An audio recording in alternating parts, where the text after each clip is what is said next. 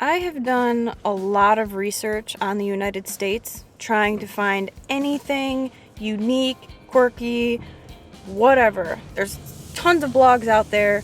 If you ever want to road trip the US, you can find what you're looking for. A long time ago, I remember reading an article about the world's unclaimed baggage, like airline baggage that gets discarded, left behind, lost, whatever. It all ends up in one place.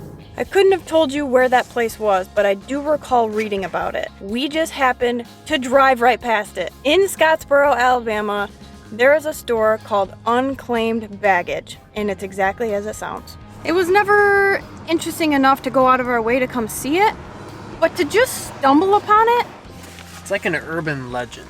yeah. So we may be coming back to check out this luggage store. Dang, there wasn't a car in sight when we drove by earlier. We said we might be back, and here we are. It just looks too cool to pass up, and we are so close. Wow.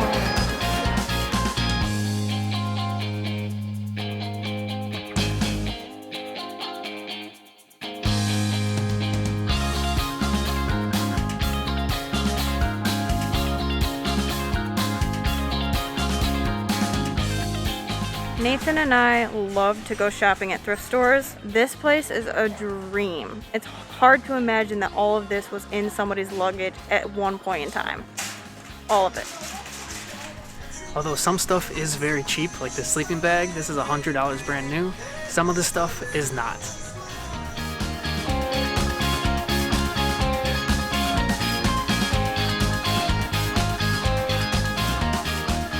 Hi there, my name is Jennifer Kreitner.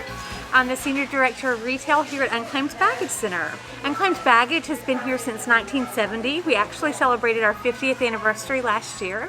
Just from Unclaimed Bags? We do. 70% of everything that you see in here comes from a suitcase. Okay. And so we have contracts with all major airlines. The airlines are actually able to reunite over 99% of suitcases to the original owner once they go unclaimed. And they have an extensive search process that they go through for 90 days where they try to reunite the unclaimed bag with the original owner. And at that point in time, if they haven't been able to relocate the original owner, the bag is lost. So we restock the floor with about 7,000 items daily. So any day at time is a good time to come shop at Unclaimed Baggage.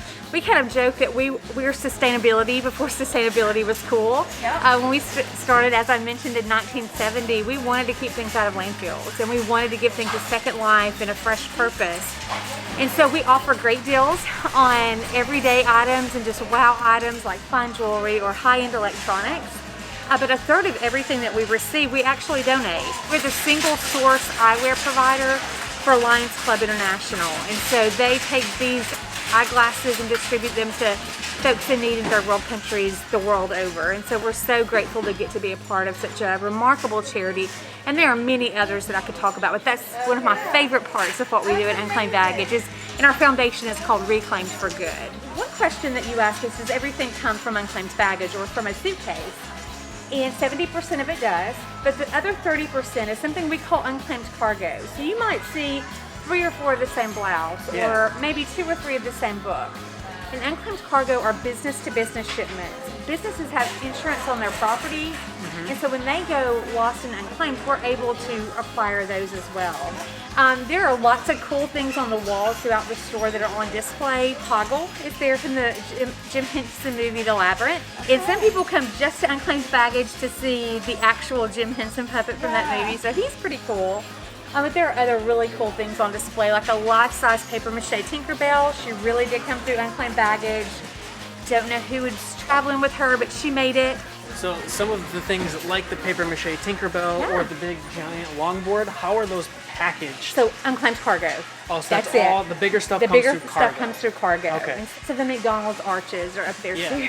Yeah, some of the bigger, more just cumbersome the bigger, things. like cumbersome things, exactly. That's air cargo, and that's a fantastic question. One of the most expensive, or actually the most expensive thing we ever sold was the men's platinum presidential Rolex.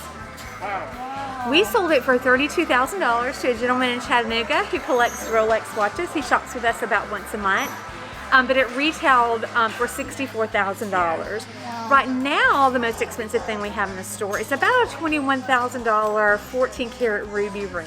Is it true that you will allow a guest to unpack a Yes, so I'm super excited about that. We've paused that show through the pandemic because it draws quite the crowd right here in the center of the store. Oh, so you do it right here in the middle? Yeah, right here in the middle of the store, where we're standing now, in fact. And we bring a suitcase here that's never been processed because we want the guests to have the experience, the person opening it, but also the people watching it, just to see what's inside that suitcase, because every suitcase really does tell a story. Another really cool fact is, this part of our 50th anniversary celebration, we had planned this big road tour where Hugo, our truck, he was going to go to all 50 states, similar to what you guys are doing. He was going to go to a festival in every one of the 50 states last year, but the pandemic sidelined that. Yeah. Well, we didn't get to have the festival tour, but in all of God's amazing providence, we had this online store that was ready to launch right in the middle of a pandemic when the whole world was shopping online. So it went live June 2020, and it has been a phenomenal success. Since you've worked here, what is your most memorable unclaimed item? Oh gosh, that's a hard question. I'm gonna say the suits of armor. I've been here for 24 years in June, and we've gotten 2 authentic suits of armor that have come through, and we have sold them both. It's just one of those, wow, those head scratchers. Do those come through at separate times? At separate times, yeah, So years you've had apart. Two different ones, years apart. Another thing that we've had 2 different ones of right now is the Birkin bag. And if you're a handbag enthusiast, I do know it how is much those are. the most coveted handbag in the world.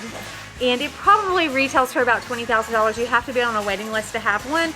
That's the second one we've ever had, and we actually have it, right now in store and also available online. So that's a pretty cool thing.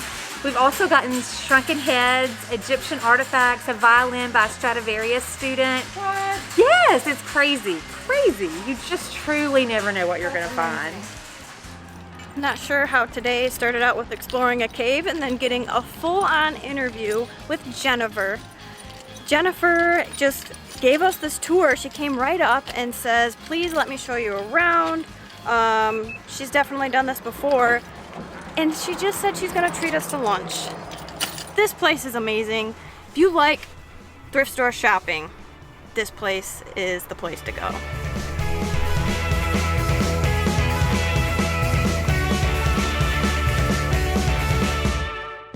After the cave today, we were supposed to drive 9 hours to our next national park, but this is too fun.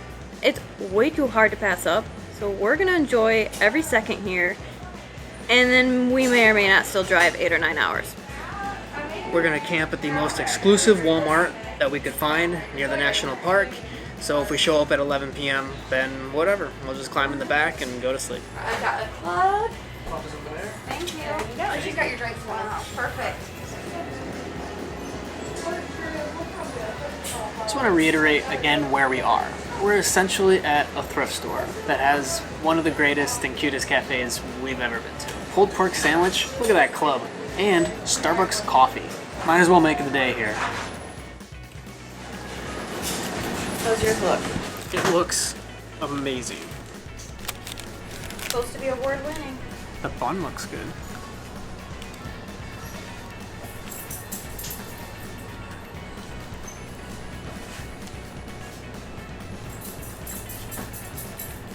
That's really good.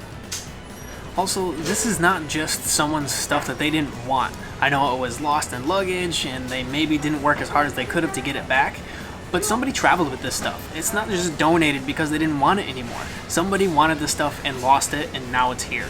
I would come here multiple times throughout the week if I lived nearby. Hands down, no questions asked, I would spend all of my money here. We've got quite the haul here going on. Found these awesome pants that fit perfect. Nathan spotted this fanny pack that says, yeah, it's too good to pass up. A little travel scarf and a belt with a really cool buckle. I've been looking for headphones to edit with, so I got some headphones, $30, and 2 pairs of sunglasses because I always need more. What a deal.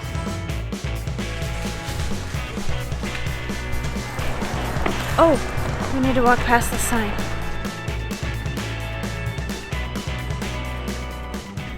We found our bargains, we've had lunch. This was 100% worth the stop. And now we still have a 9-hour drive to our next national park. Thank you, Jennifer, for giving us our little interview and showing us around everything. And thank you to all of the staff. Everyone was extremely helpful, very nice. You just can't beat it. You guys are awesome. Thank you. We gotta go. 2 more things that we bought that I didn't show in the store, and that was this necklace and this ring. If you haven't noticed, I really like jewelry, and these pieces mean a lot to me now because I will always remember that place.